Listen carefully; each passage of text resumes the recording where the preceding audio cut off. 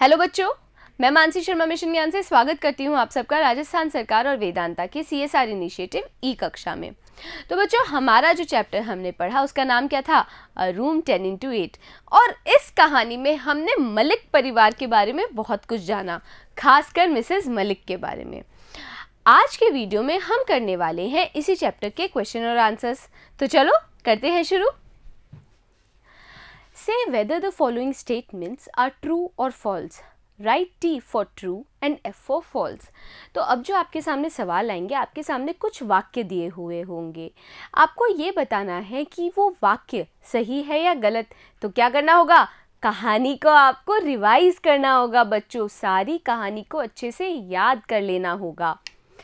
पहला वाक्य है, The Maliks had a plot in a very fashionable locality of Delhi. तो दिल्ली की एक बहुत ही ज़्यादा फैशनेबल लोकेलिटी में, जगह पर द मलिक्स यानी मिस्टर मलिक और मिसेस मलिक का प्लॉट था। क्या ये बात सही है? ये बात बिल्कुल सही है, ट्रू है ये स्टेटमेंट। और उसी फैशनेबल कॉलोनी में मिसेस मलिक ने बनवाया था अपनी पसंद का एक घर। दूसरा वाक्य, mister Malik was frequently transferred during his service tenure.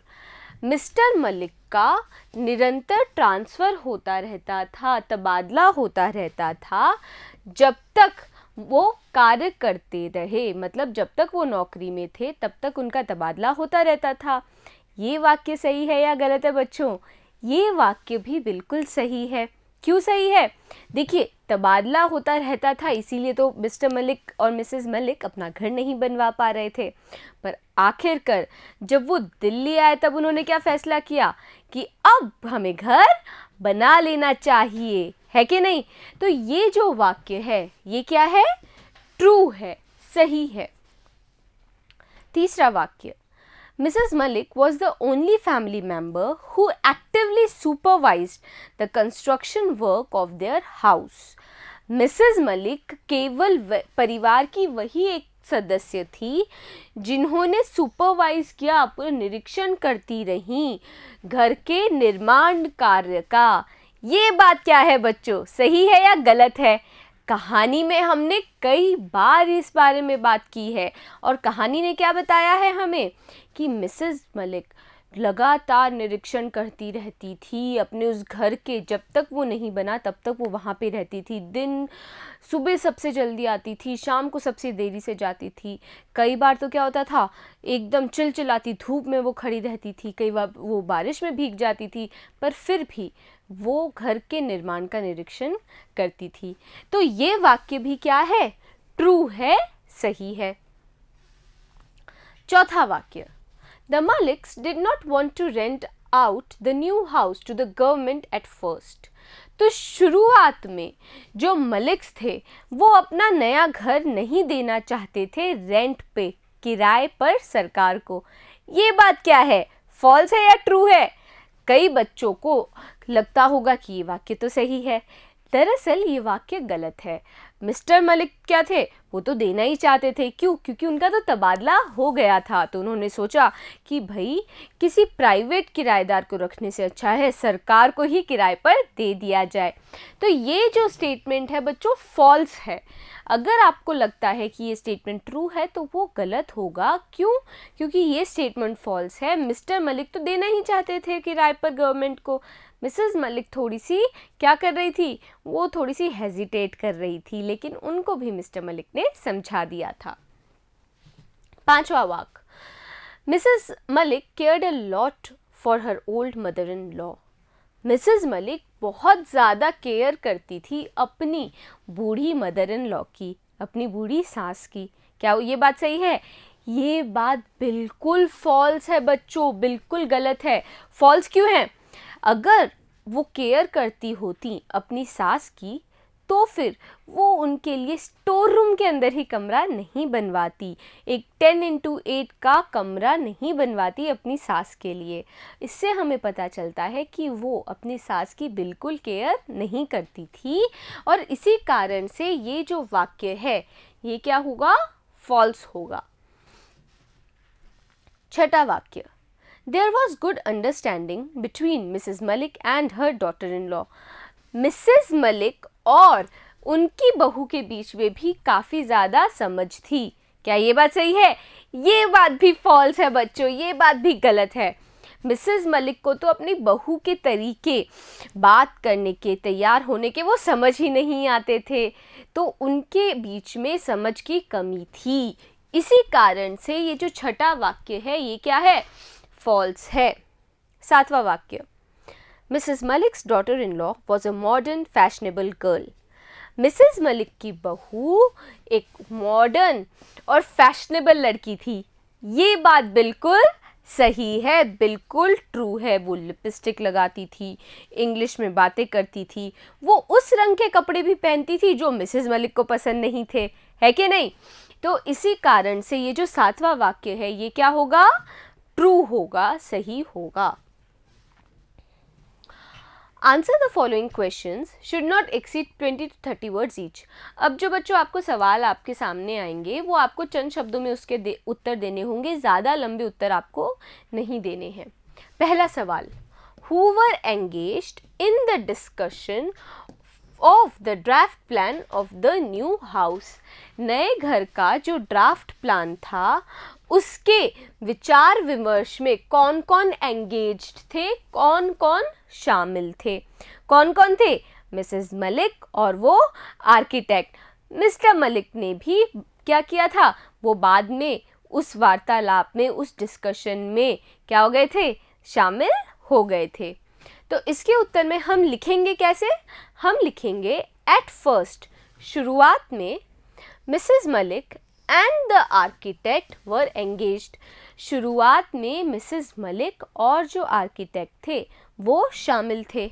Letter, बाद में, mister Malik also joined them. Mister Malik भी शामिल हो गए इन द डिस्कशन, उस विचार विमर्श में, ऑफ द ड्राफ्ट प्लान, जो ड्राफ्ट प्लान था, ऑफ द न्यू हाउस, नए घर का. दूसरा सवाल, What did Mrs. Malik seem to insist upon? Mrs Malik किस बात पे इंसिस्ट कर रही थी, जोर दे रही थी? वो इस बात पे जोर दे रही थी कि वो जो स्टोर रूम है वो काफ़ी छोटा है, उसका जो साइज़ था वो थोड़ा सा बड़ा कर दिया जाए, 10x8 कर दिया जाए, ताकि क्या हो? ताकि उनकी जो बूढ़ी सासू माँ है उनको उस कमरे में रखा जा सके. तो इसी उत्तर को हम लिखेंगे कैसे? हम लिखेंगे Mrs Malik seemed to insist. Mrs Malik क्या कर रही थी? दबाव दे रही थी अपॉन इंक्रीजिंग, बढ़ाने में, the size of the store room, store room के साइज को. और कितना बढ़ाने के लिए बोल रही थी वो बोल रही थी टू बी 10x8, कि इसको 10x8 कर दिया जाए. फॉर द प्रेजेंट यूज़, ताकि वो इस्तेमाल में आ सके, of her old mother in law, उनकी बूढ़ी सासू माँ के, एंड आफ्टर हर, और उनके देहांत के बाद. यहाँ पे आफ्टर हर का मतलब क्या है? बाद में, और बाद में मतलब देहांत के बाद में, और उनके देहांत के बाद में उसको स्टोर रूम की तरह यूज़ करा जा सके. तीसरा सवाल, What were Mr. Malik's views regarding a store room? Mister Malik के क्या व्यूज़ थे, क्या विचार थे स्टोर रूम के रिगार्डिंग, यानी स्टोर रूम को लेके? उनको भी लगता था कि भाई स्टोर रूम थोड़ा सा बड़ा होना चाहिए ताकि जो पेटियां हैं वो रखी जा सके, और स्टोर रूम की जो साफ़ सफाई है, जो उसका रख रखाव है, वो भी अच्छे से हो सके. और इसी उत्तर को अब हमें लिखना कैसे है वो देख लेते हैं बच्चों. हम लिखेंगे the following were mister Malik's views. जो आगे आने वाले हैं वो हैं विचार मिस्टर मलिक के रिगार्डिंग अ स्टोर रूम को लेके. The store should be a little bigger. उनका ये मानना था कि जो स्टोर रूम है वो थोड़ा सा बड़ा होना चाहिए. Trunks can be moved about freely. जो ट्रंक्स हैं, जो पेटियां हैं, वो भी आराम से, ताकि एक जगह से दूसरी जगह रखी जा सकें. It is convenient to keep it tidy. और अगर स्टोर रूम बड़ा होगा तो बहुत ज़्यादा आसान हो जाएगा इसको टाइडी रखना, साफ रखना।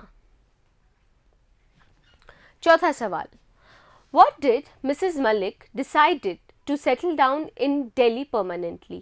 तो क्यों मिसेस मलिक ने फैसला किया कि वो दिल्ली में परमानेंटली हमेशा के लिए सेटल डाउन हो जाएंगी, बस जाएंगी?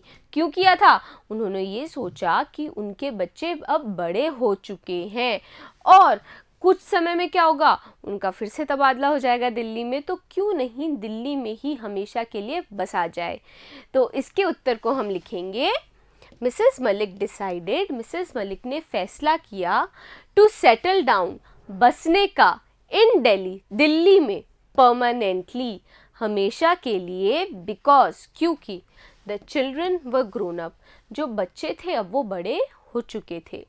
दे were posted back in Delhi, और उनका भी तबादला हो गया था Delhi. They will have the house built, और इसी कारण से उन्होंने क्या सोचा कि अब उन्हें अपना घर बना लेना चाहिए। पांचवा वाक्य, What was the attitude of Mrs. Malik towards her mother-in-law? Mrs Malik का कैसा एटीट्यूड था, रवैया था अपनी मदर इन लॉ के लिए? तो कैसा था भाई? अच्छा रवैया नहीं था। उनको क्या लगता था कि मदर इन लॉ को एक छोटे से कमरे में रख दिया जाए और जब उनका देहांत हो जाए तब उसी कमरे को बना दिया जाए स्टोर रूम। अब मिसेस मलिक क्यों चाहती थी कि उनकी जो सास है वो स्टोर रूम में रहे? क्योंकि सास बहुत ज़्यादा बूढ़ी हो चुकी थी बच्चों। हम लिखेंगे इसके उत्तर में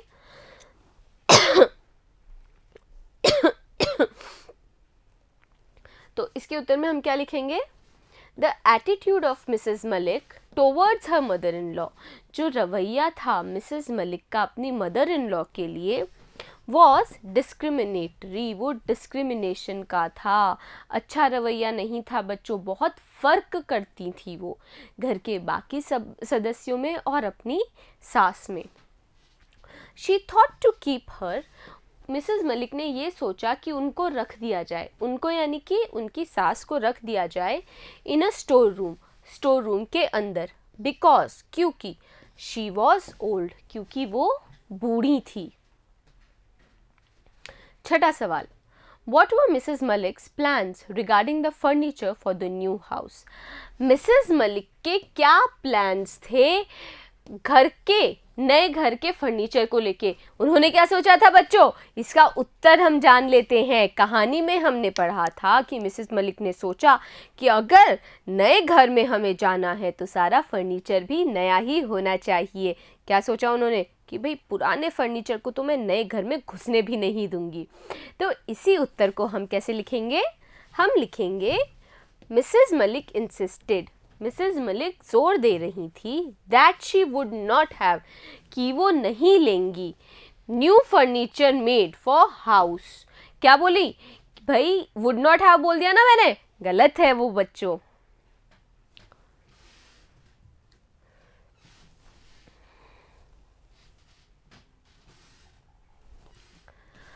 छठा सवाल, What were Mrs. Malik's plans regarding the furniture for the new house? Mrs Malik के क्या प्लान थे फर्नीचर को लेके नए घर के? क्या प्लान थे बच्चों? उन्होंने ये सोचा था कि भाई नए घर में तो मैं पूरा नया फर्नीचर ही लूँगी, पुराने फर्नीचर को तो मैं घर में घुसने भी नहीं दूंगी, है कि नहीं? तो इसी उत्तर को हम कैसे लिखेंगे अब वो देखते हैं। हम लिखेंगे, Mrs Malik insisted, Mrs Malik जोर दे रही थी, that she would have new furniture made, कि वो नया फर्नीचर बनवाएंगी फॉर हाउस, घर के लिए।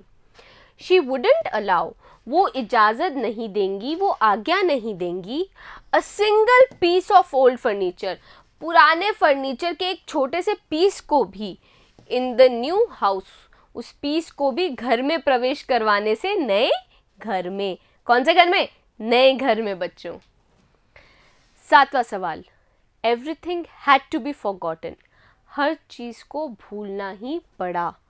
What does the word everything here refer to? तो ये जो शब्द है everything, उसका क्या मतलब है, क्या तात्पर्य है?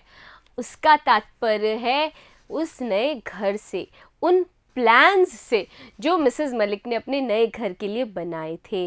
मिसेस मलिक के बहुत सारे प्लान्स थे कि नए घर में वो जाएंगी, नया फर्नीचर वो लेके जाएंगी, साथ ही साथ उनके बहुत सारे मित्र बन गए थे उसी कॉलोनी में। हर उस चीज़ को अब भूलना होगा। क्यों भूलना होगा बच्चों? कहानी में हमने पढ़ा था कि इसलिए भूलना होगा क्योंकि मिस्टर मलिक का फिर से तबादला हो गया था दूसरे शहर में। तो इसके उत्तर में हम क्या लिखेंगे? हम लिखेंगे द वर्ड एवरीथिंग। जो शब्द है everything here refers to the various plans। इसका मतलब है उन बहुत सारे प्लान्स से Mrs Malik thought of for doing up, जो कि मिसेस मलिक ने सोचे थे फॉर द हाउस, घर के लिए, and the pains of supervising, और जो उन्होंने कष्ट उठाया निरीक्षण करते हुए घर के कंस्ट्रक्शन का, निर्माण का, उनको भी मिसेस मलिक को भूलना होगा। जो सारे प्लान्स थे, जो सारे कष्ट थे, हर चीज़ को मिसेस मलिक को भूलना ही होगा। 8वां सवाल, What reasons does Mrs. Malik have to be happy and consoled on being transferred from Delhi? तो क्या क्या कारण थे कि मिसेस मलिक खुश हुई और कंसोल हुई जब उनका तबादला हो गया फिर से दिल्ली से, after the acquisition of their new house by government? जब क्या कर लिया? अधिग्रहित कर लिया उस नए घर को गवर्नमेंट ने, सरकार ने। देखिए, पहला कारण तो ये था चूँकि सरकार ने उस घर को किराए पर लिया था, तो जो रेंट था यानी जो किराया था वो हर महीने नियमित रूप से उनके बैंक अकाउंट में ही आ जाने वाला था। और दूसरा रीज़न क्या था कि भाई ये जो प्राइवेट किराएदार होते हैं उनके साथ में क्या होती है, बहुत ज़्यादा खिटपिट होती रहती है, बहुत सरदर्दी होती है, जो कि गवर्नमेंट वालों के साथ नहीं होती। तो हमें क्या लिखना है? हम लिखेंगे द फर्स्ट रीज़न, जो पहला कारण था, was of the substantial rent, वो थी अच्छी खासी मात्रा किराए की, बाय द गवर्नमेंट, गवर्नमेंट के द्वारा, सरकार के द्वारा, रेगुलरली, नियमित रूप से, एवरी मंथ, हर महीने, इन देयर बैंक अकाउंट, उनके बैंक अकाउंट में, यानी कि किराए की एक अच्छी खासी मात्रा उनके बैंक अकाउंट में हर महीने नियमित रूप से आ जाती थी। द सेकेंड रीज़न, जो दूसरा कारण था, was of not renting to private tenants, जो प्राइवेट किराएदार होते हैं उनको घर ना देने का ही था दूसरा कारण। 9वां सवाल, who suggested the room size 10x8 and to whom? किसने सुझाव दिया कमरे को 10x8 कराने का और किसको दिया? मिसेस मलिक ने सुझाव दिया था बच्चों, है कि नहीं? कहानी में पढ़ा था ना हमने, शुरुआत में ही ये बात कर दी गई थी कि मिसेस मलिक ने बोला कि ये जो कमरा है थोड़ा छोटा है, अब इसको थोड़ा बड़ा कर दो, और बड़ा करके कितना कर दो? 10x8 कर दो। और उन्होंने ये सुझाव दिया था उस आर्किटेक्ट को। कैसे लिखेंगे हम? हम लिखेंगे Mrs Malik suggested, Mrs Malik ने सुझाव दिया था द रूम साइज 10x8, कि कमरे का साइज कर दिया जाए 10x8 टू द आर्किटेक्ट, उस आर्किटेक्ट को, फॉर द कंस्ट्रक्शन, निर्माण के लिए, ऑफ देयर न्यू हाउस, उनके नए घर के। मिस्टर मलिक, जो मिस्टर मलिक थे, सपोर्टेड द साइज, उन्होंने भी उस साइज का क्या किया? सपोर्ट किया, समर्थन किया। 10वां सवाल, why was the architect perplexed? Architect perplexed क्यों रह गया था, भौचक्का क्यों रह गया था? वो इसलिए भौचक्का रह गया था बच्चों क्योंकि जब उसने ये सुना कि मिसेस मलिक उस स्टोर रूम को बड़ा इसलिए करना चाहती हैं ताकि उनकी मदर इन लॉ रह सके, जो कि बूढ़ी हो चुकी हैं, तो इसी कारण से एक बार के लिए आर्किटेक्ट भौचक्का रह गया। तो हम लिखेंगे the architect was perplexed, architect भौचक्का रह गया बिकॉज, क्योंकि Mrs Malik wanted, Mrs Malik चाहती थी अ स्टोर रूम, कि जो स्टोर रूम का साइज है to the size of 10x8, कि उस स्टोर रूम का साइज हो जाए 10x8 for her old mother in law, अपनी बूढ़ी मदर इन लॉ के लिए, बूढ़ी सास के लिए। And it was beyond thinkable, और ये कल्पना से भी परे थी उस आर्किटेक्ट के लिए ये बात। 11वां सवाल, In what manner was Mrs. Malik's daughter-in-law similar to the figure in the sketch? किस तरीके से मिसेस मलिक की बहू सिमिलर थी, बिल्कुल मिलती जुलती थी उस आकृति से जो कि उस स्केच में थी। ऐसे मिलती जुलती थी कि उस स्केच के अंदर एक आकृति थी एक महिला की, जिसकी क्या थी, जिसने जो साड़ी पहनी थी वो मरून कलर की थी, और मिसेस मलिक की बहू ने भी वही मरून कलर की साड़ी पहनी थी जब वो अपने नए घर में प्रवेश कर गई थी। तो हमें लिखना होगा Mrs Malik's daughter in law, Mrs Malik की जो बहू थी, was wearing a maroon coloured sari, उन्होंने पहनी हुई थी एक मरून रंग की sari, that the figure in the sketch had, जैसा कि उस स्केच के अंदर आकृति ने पहनी हुई थी। इन दिस मैनर, इस तरीके से, शी वॉज सिमिलर, वो समान थी, किसके समान थी, उस स्केच की आकृति के। 12वां सवाल, Why could the Maliks not shift to their new house on Monday morning? जो मलिक्स थे, मलिक्स यानी कि जो मलिक्स का मिस्टर मलिक, मिसेस मलिक, उनके बेटे और बहू, ये जो पूरा परिवार था उनका नाम दे दिया मलिक्स। तो ये जो मलिक्स थे वो क्यों शिफ्ट नहीं कर पाए थे अपने नए घर में मंडे की मॉर्निंग को, सोमवार की सुबह को? When did they do so and why? देखिए क्यों नहीं कर पाए थे, वो इसलिए नहीं कर पाए थे क्योंकि उस दिन बहुत ज़्यादा वर्षा हो रही थी, लगातार वर्षा हो रही थी। साथ ही साथ उन्होंने इस घर में शिफ्ट कब किया, उसी दिन शाम को, और इसलिए किया क्योंकि मिसेस मलिक का मानना था कि मंडे का क्या है, बहुत शुभ दिन है। तो हमें उत्तर में कैसे लिखना होगा, हम लिखेंगे the Malik's could not shift, जो मलिक्स थे वो शिफ्ट नहीं कर सकते थे, टू देयर न्यू हाउस, अपने नए घर में, ऑन मंडे मॉर्निंग, सोमवार की सुबह को, बिकॉज, क्योंकि, ऑफ हैवी डाउनपोर, भारी बारिश हो रही थी। They did so in the evening, उन्होंने क्या किया, उन्होंने शिफ्ट किया अपना घर इवनिंग में, शाम को, बिकॉज, क्योंकि, Monday was an auspicious day, Monday एक ऑस्पिशियस यानी शुभ दिन है। On that day Mrs Malik wanted to shift, और उसी दिन मिसेस मलिक शिफ्ट करना चाहती थी। 13वां सवाल, what did Mrs Malik not like about her daughter in law? Mrs Malik को अपनी बहू के बारे में क्या चीज़ लाइक नहीं थी, यानी पसंद नहीं थी। उनको ये पसंद नहीं था कि उनकी जो बहू थी वो लगातार अपने होठों पे लिपस्टिक लगा रही थी, और साथ ही साथ वो बात कर रही थी, लगातार बोल रही थी अपने पति से इंग्लिश में, और इंग्लिश ही ऐसी चीज़ थी जो मिसेस मलिक को समझ नहीं आती थी।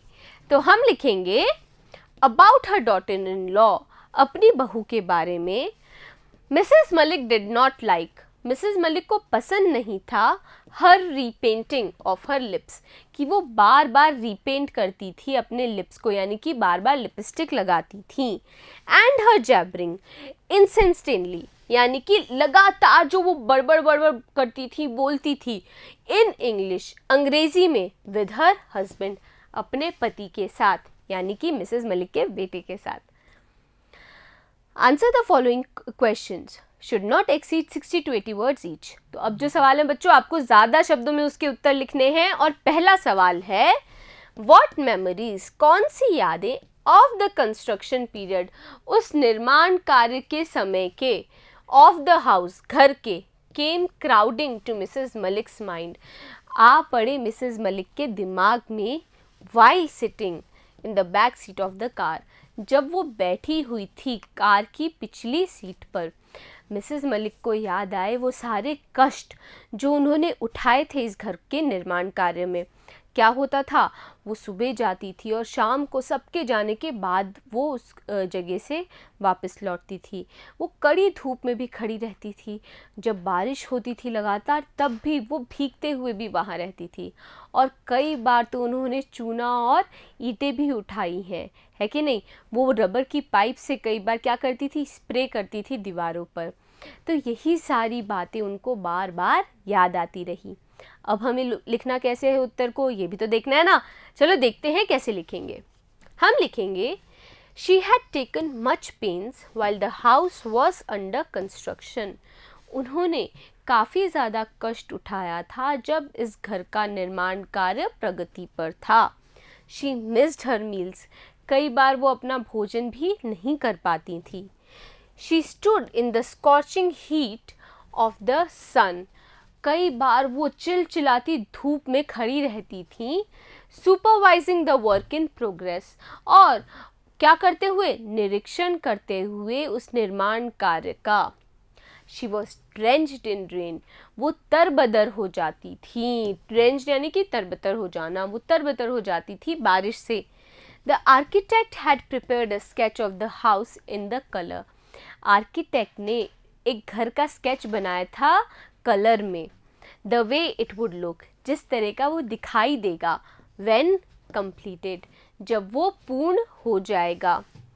It had the figure of the lady of the house, और उस आकृति में भी घर की जो महिला थी उनकी आकृति बनाई थी उस आर्किटेक्ट ने।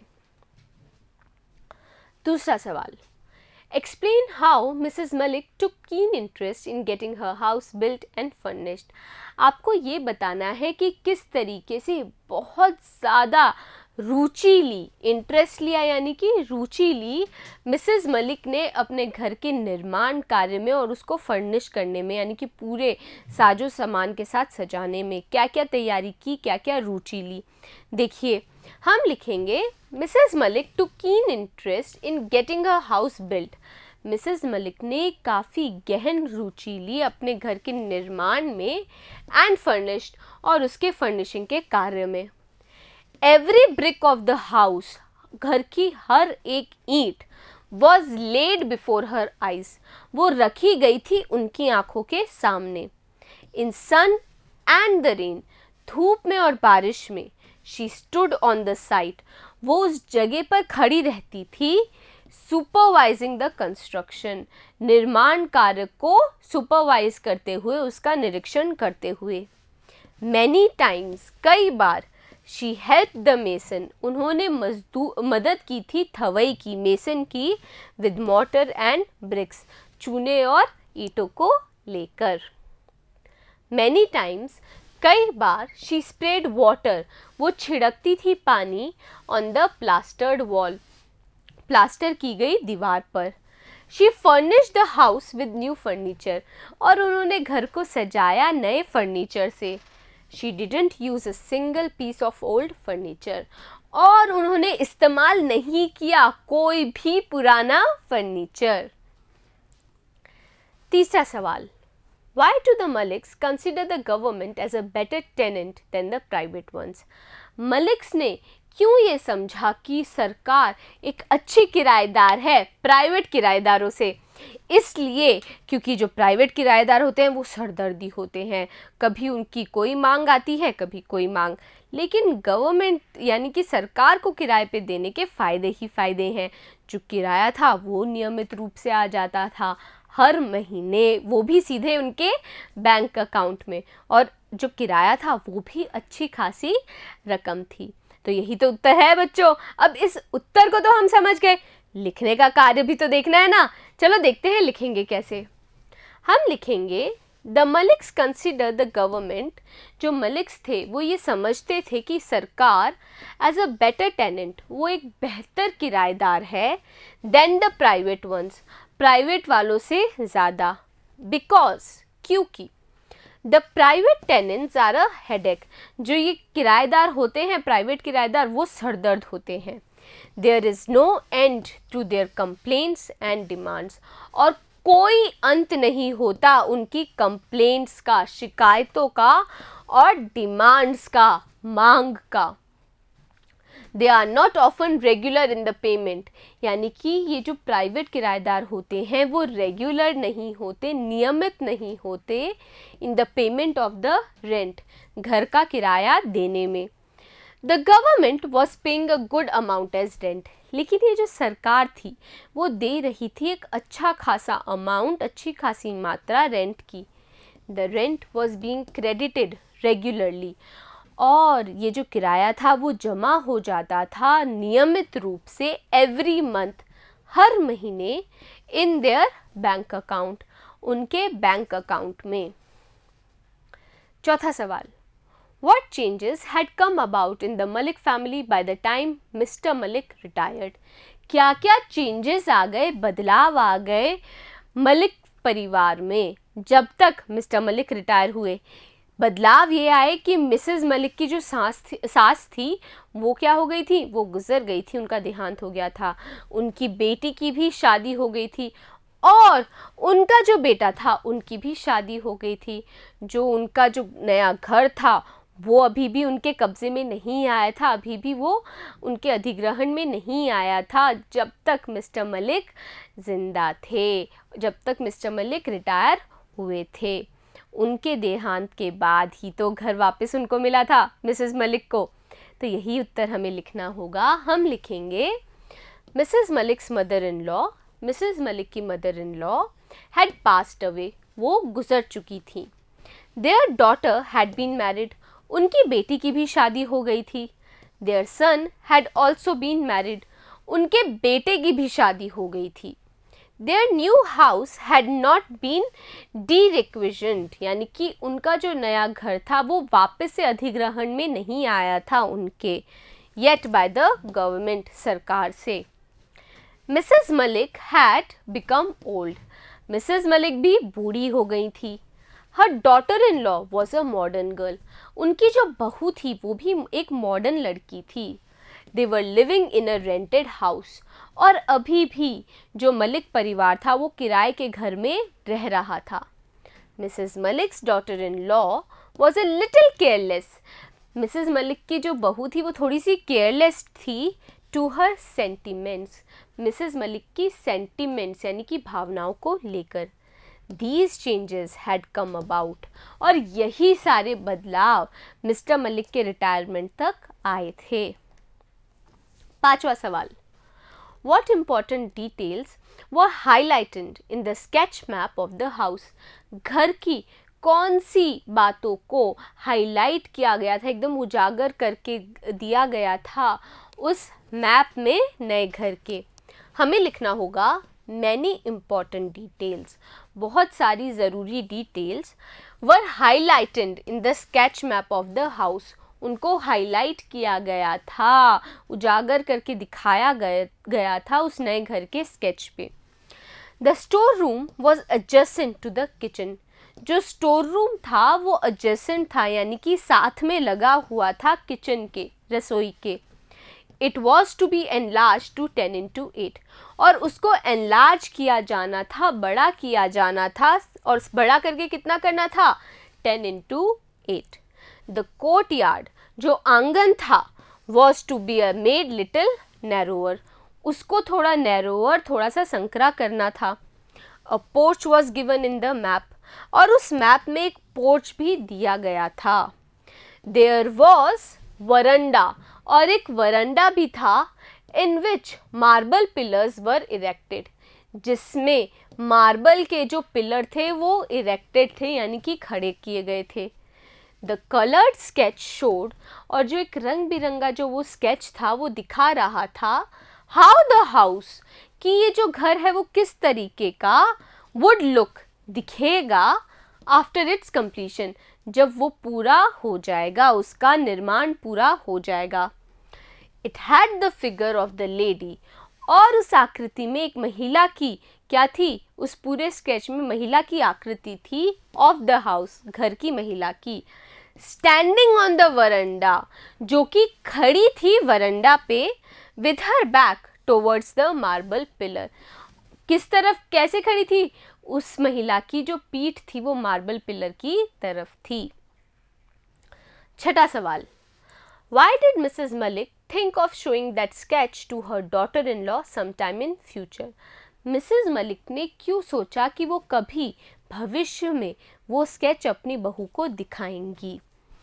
मिसेस मलिक ने सोचा of showing that sketch, उस स्केच को दिखाने का, to her daughter-in-law, अपनी बहू को, sometime in future, भविष्य में, because, क्योंकि her daughter-in-law, उनकी जो बहू थी, would know how elegant and graceful, ताकि मिसेस मलिक की बहू को पता चले कि कितनी ज़्यादा एलिगेंट और ग्रेसफुल was मिसेस मलिक.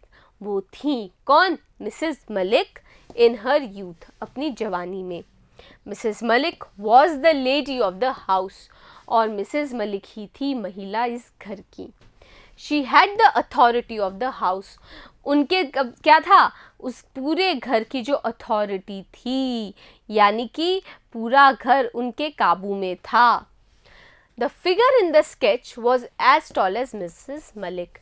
जो आकृति थी उस स्केच में वो उतनी ही लंबी थी जितनी कि Mrs Malik. The sketch was an image of contentment. और ये जो स्केच था वो एक संतुष्टि की इमेज थी. 7वां सवाल. What did Mrs. Malik think about the figure of the lady in the draft plan of the house?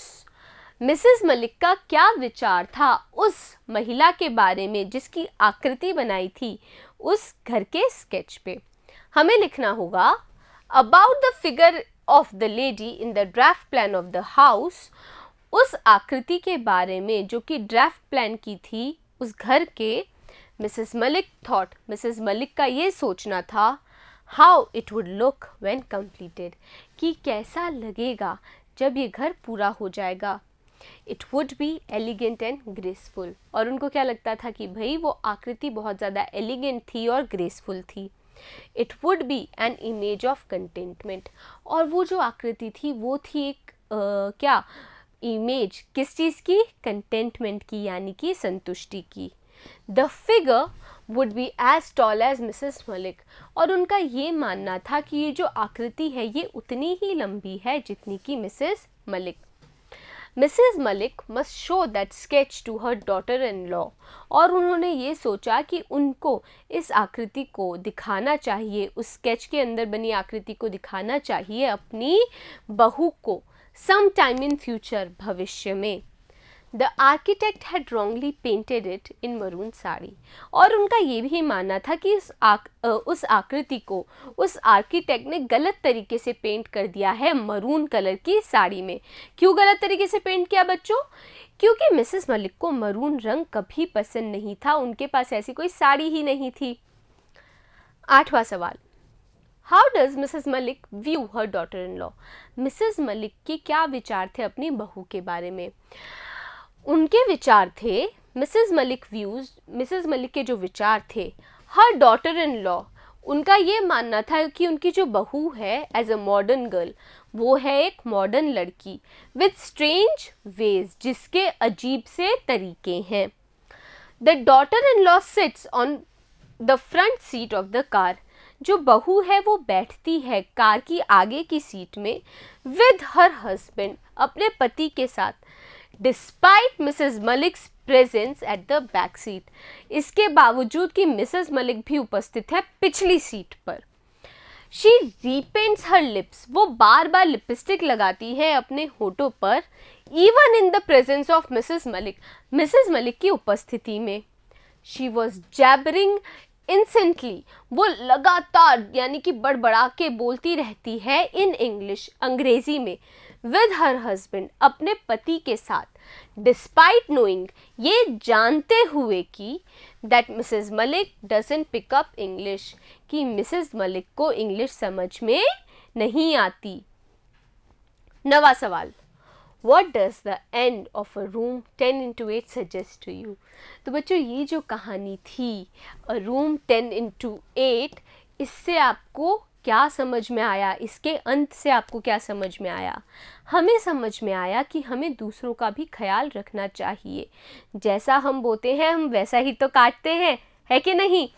तो मिसेस मलिक ने जो विचार रखे थे अपनी मदर इन लॉ के लिए, अपनी सास के लिए, कि उनको वो स्टोर रूम में ठहरा देंगी, वही उनके साथ भविष्य में हुआ। जो उनकी बहू थी, मिसेस मलिक की बहू ने भी मिसेस मलिक के लिए वही कमरा चुना जो कि मिसेस मलिक ने अपने लिए सास के लिए चुना था। और वो कमरा कौन सा था? दरअसल वो कमरा नहीं था, वो था एक स्टोर रूम। तो हमें क्या लिखना होगा? हम लिखेंगे the end of the lesson, जो अंत था इस कहानी का, अ रूम 10x8, जिसका नाम था अ रूम 10x8 सजेस्टेड, वो ये बताता है टू केयर एल्डर पीपल, कि हमें ध्यान रखना चाहिए बूढ़े लोगों का। Mrs Malik did not respect her mother in law properly. Mrs Malik सम्मान नहीं देती थी अपनी सास का सही तरीके से।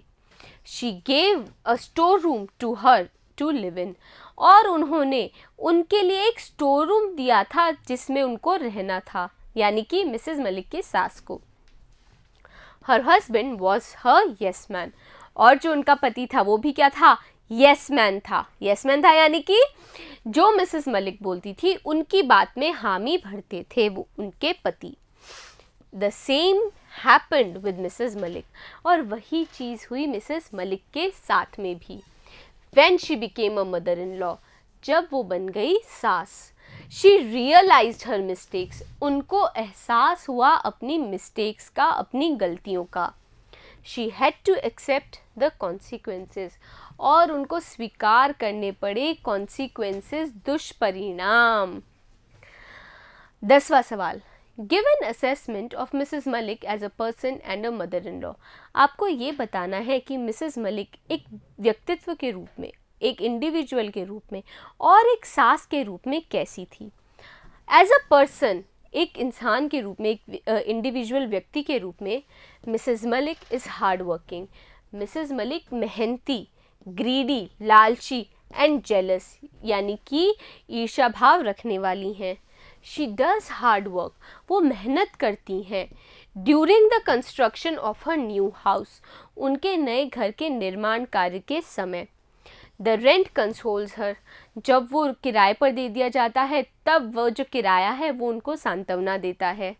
She is jealous of her daughter in law strange veg, और वो ईर्षालु होती हैं अपनी बहू से और उनकी बहू के अजीब अतरंगे तरीक़ों से। As a mother in law, सास की तरह से, शी डिसलाइक्स, वो नापसंद करती हैं हर डॉटर इन लॉज, अपनी बहू का रीपेंटिंग ऑफ लिप्स, अपनी बहू का बार बार लिपस्टिक लगाना। एंड जैबरिंग इन इंग्लिश, और बड़बड़ाना लगातार अंग्रेजी में विद हर हस्बैंड, अपने पति के साथ। शी क्रिटिसाइजेज हर, वो आलोचना करती हैं उसकी यानी कि अपनी बहू की। For not being hard working, कि वो हार्ड वर्किंग नहीं है, मेहनती नहीं है। 11वां सवाल, Why could not Mr. and Mrs. Malik move into their new house during Mr. Malik's lifetime? Mister Malik के जीवन काल में क्यों मिसेस मलिक और मिस्टर मलिक अपने नए घर में नहीं रहने जा सके? इसलिए नहीं रहने जा सके क्योंकि जब उनका घर का निर्माण कार्य पूरा हुआ तब मिस्टर मलिक का फिर से तबादला हो गया और वो जो घर था वो अधिग्रहित कर लिया सरकार ने। किराया तो देती थी सरकार, लेकिन उसके बाद सरकार ने अपना अधिग्रहण नहीं छोड़ा और क्या हुआ, मिस्टर मलिक का जब तक देहांत हुआ तब तक वो किराए के घर पे रहते रहे क्योंकि जो नया घर था उस पे अधिग्रहण था सरकार का। लेकिन बाद में क्या हुआ, अधिग्रहण हो गया था मिसेस मलिक के परिवार का वापस से अपने नए घर में। तो हम क्या लिखने वाले हैं, हम लिखेंगे Mr and Mrs Malik, Mr और Mrs Malik could not move into their new house, वो नहीं रहने जा सके अपने नए घर में during Mr Malik's lifetime, Mr Malik के जीवन काल में, बिकॉज क्योंकि this new house had been requisitioned, वो जो नया घर था वो अधिग्रहित कर लिया गया था बाय द गवर्नमेंट, सरकार के द्वारा। Mister Malik was transferred, mister Malik का ट्रांसफ़र हो गया था, तबादला हो गया था आउट ऑफ दिल्ली, दिल्ली से बाहर। आफ्टर रिटायरमेंट, यानी कि सेवानिवृत्ति के बाद में the house was not released, उस हाउस को, उस घर को अभी भी छोड़ा नहीं गया था सरकार के द्वारा।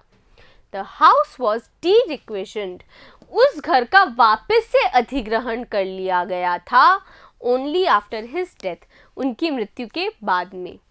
Mrs Malik could move it without mister Malik, और मिसेस मलिक अब मिस्टर मलिक के बिना उस नए घर में वापस जा सकती थी। तो बच्चों, अच्छी लगी ना ये कहानी आपको? मैं उम्मीद कर रही हूँ आपने पूरी कहानी को इसके क्वेश्चन आंसर्स करने से पहले देख लिया होगा। अभी भी वापस से क्वेश्चन आंसर्स को बार बार देखो, वापस से बार बार उस चैप्टर को पढ़ो, सारे वीडियोस अच्छे से देखो ताकि चैप्टर भी समझ में आए और क्वेश्चन आंसर्स भी समझ में आए। अब मिलेंगे अगले वीडियो में एक नई कहानी के साथ। बने रहिएगा मेरे साथ, मिलते हैं अगले वीडियो में।